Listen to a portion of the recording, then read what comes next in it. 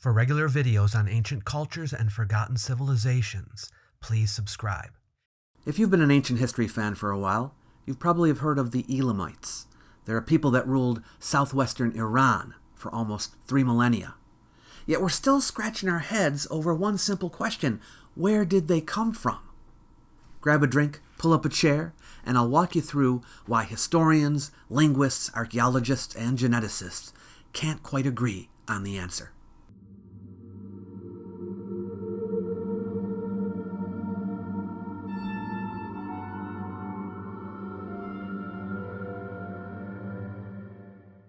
Picture the lowland marshes and Zagros foothills of today's Khuzestan province in southwestern Iran. From roughly 3200 to 550 BCE, a string of Elamite kingdoms centered at Susa and earlier at Anshan built temples, waged wars with Sumer and Akkad, traded lapis lazuli and woolen textiles, and left behind hundreds of cuneiform tablets. Yet they never left us an origin story. No founding myth survives. No clear "we came from here" inscription. That absence is exactly why scholars turn to their other writings, their language, their material remains, and now their DNA to chase down their ancestry. Let's start with the Elamite language. After all, what makes someone an Elamite is if they speak Elamite. Written texts from ancient Elam come mainly from 2 areas of Iran: the region around ancient Susa in modern Khuzestan, and the region around ancient Anshan and Persepolis near modern Fars. It's possible that Elamite was spoken only in and between these areas, but some texts found in ancient Arachosia in modern Kandahar, a significant distance from these sites, might suggest that Elamite was spoken more widely, perhaps in most of what is now Iran. The extant texts date from between the 23rd and 4th centuries BCE, but it is entirely possible the Elamite language was used earlier and later than the dates of the existing texts. There are, for example, earlier texts we call Proto-Elamite, dating back to about 3000 BCE, but they're undeciphered, so we don't know if they are actually Elamite. The earliest known Elamite texts are written in a script we call Linear Elamite. There aren't many of them, but recently strides have been made in deciphering it. Somewhat contemporary with them are the Old Elamite texts, and there aren't many of these either, but they use the cuneiform script of Mesopotamia to write the language. The classic period of Elamite writing is Middle Elamite, which was used between around 1500 and 1000 BCE, and this corpus is larger and can be used to understand the Elamite language more fully. After that, we have the Neo-Elamite and Achaemenid Elamite texts, the latter of which is from the time of the First Persian Empire, and they often appear in trilingual inscriptions, which of course helped with decipherment. Now, can we use our knowledge of the language to determine where the Elamites came from? Theoretically, yes. We would just see where Elamite is on the language family tree, look for its closest relatives and where and when they were spoken, and that might help us narrow it down. But the problem is, Elamite doesn't slot neatly into any known language family. In the 1970s, linguist David McAlpin dug into this puzzle and proposed the Elamo-Dravidian hypothesis. He compared Elamite pronouns and certain verb endings to those in South India's Dravidian tongues. Running statistical tests on shared forms, he argued that perhaps these 2 groups split from a common ancestor around 5000 or 4000 BCE. If true, this would mean that the Dravidian languages are not aboriginal to India. They would have entered India from the west at some point during the 2nd millennium BCE, and would therefore have moved into India at the time of the Harappan civilization, and may have played a part in it. But here's the rub. Similar words can also spread through centuries of trade, intermarriage, or simple borrowing, especially between 2 great agricultural regions linked by early caravan routes. Later scholars pointed out that the number of shared morphemes is small, the sound changes inconsistent, and that we lack any bilingual inscription, our version of a Rosetta Stone, to pin down one-to-one correspondences. What that means is that the similarities between the 2 languages may not be due to a genetic relationship, linguistically speaking. There are also proposals that Elamite is an Afroasiatic language. Some have even argued it is Caucasian. This doesn't completely rule out a deep Dravidian connection. Some genetic signals hint at early farmer movements from Iran into the Indus Valley, but the linguistic case needs a lot more weight. Today, most experts call Elamite a language isolate, meaning it stands alone on the linguistic family tree. Does archaeology help us in determining the origin of the Elamites? When archaeologists dig at Choamish, Anshan, or Susa, they don't find a sudden invasion layer, which can indicate a time when Elamites arrived. Instead, the story unfolds gradually.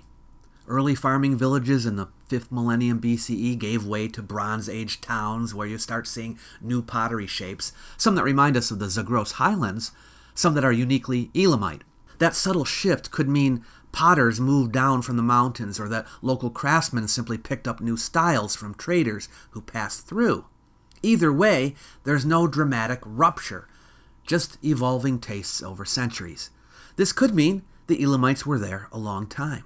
So let's turn now to the DNA evidence. Back in 2018, a team of geneticists took samples at the archaeological site of Haft Tepe, right in the heart of Middle Elam, pulling mitochondrial DNA, that's the female line, from 10 burials dated around 1500 to 1300 BCE.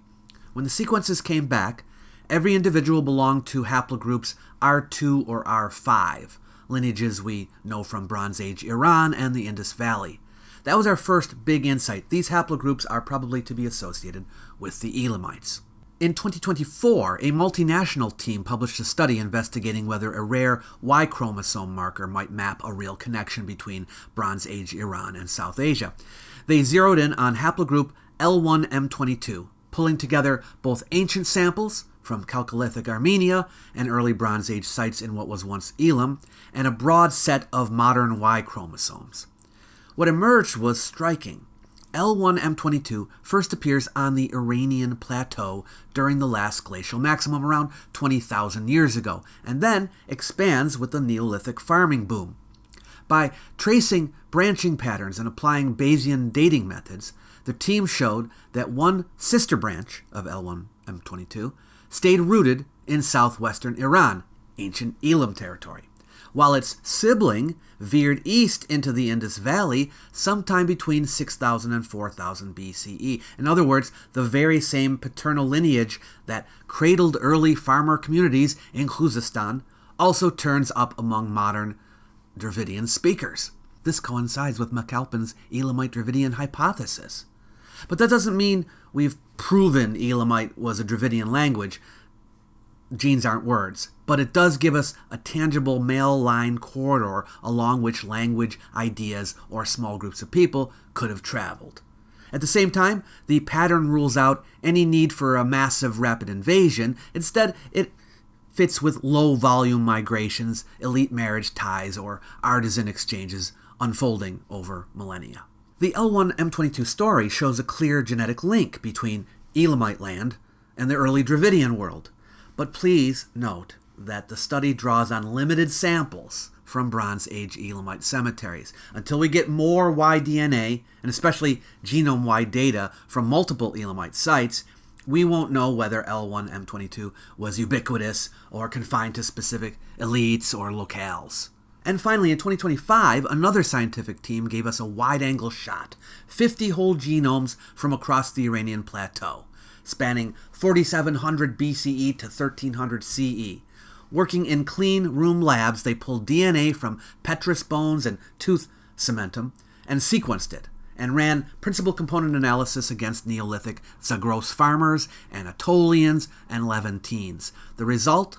Bronze Age Elamite-era individuals fall on a smooth gradient, a cline, between those populations. In plain speech, most people in ancient Elam were rooted in local farming villages, with only small pulses of outside ancestry over millennia.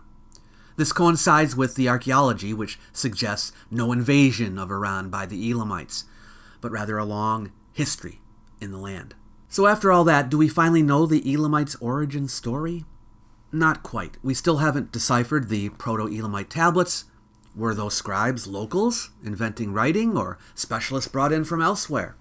We need more DNA from ordinary village burials. And if we ever discover an intermediate language that connects Elamite with another language family, that might also help us to figure out the linguistic history of these people. This mystery is so thrilling. Every shard of pot found, every bone fragment, every genome has the power to shift our understanding. In the next few years, watch for 3 big advances: targeted DNA, digs in Khuzestan's rural cemeteries, stable isotope studies on tooth enamel to track childhood origins, and machine learning projects tackling the Elamite language history. Piecing these together will get us closer to not just where the Elamites came from, but how their distinct culture took shape. So that is the mystery of Elamite origins that we're still working on. Let me know what you think in the comments down below, especially if you've read a paper I missed. And if you love digging into ancient mysteries, please subscribe. You might like my little e-booklet, Why Ancient History Matters. It's designed to persuade people that the subject is important, even in the modern world. You might also wish to use it to help spread the word, so feel free to share it with someone you know. It's free for anyone who wants it. I've left a link in the description box below the video for you to grab a copy. Catch you later.